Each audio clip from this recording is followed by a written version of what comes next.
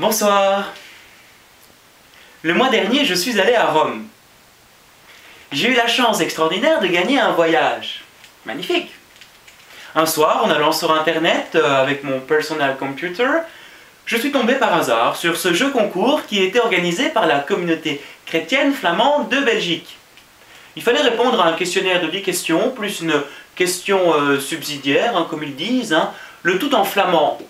Ik spreek een beetje de taal, dat is niet een probleem voor mij. Et le hasard a fait que j'ai répondu correctement à la question bonus en donnant le nombre exact de participants. 12 593. J'avais donc gagné. Fantastique!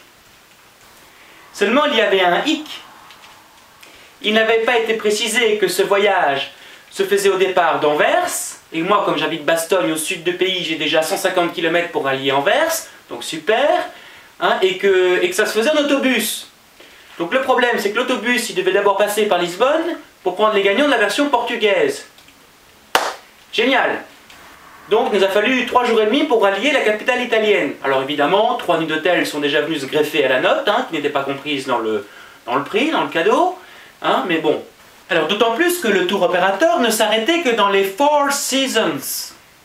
Un hôtel bien cher, car il avait des prix pour ses clients. Malgré tout, la nuitée revenait quand même à 450 € par personne, une bagatelle. Alors une fois à Rome, l'hôtel prévu était fermé pour cause des rénovations. Nous nous sommes retrouvés à nouveau dans un Four Seasons, à nos frais bien évidemment.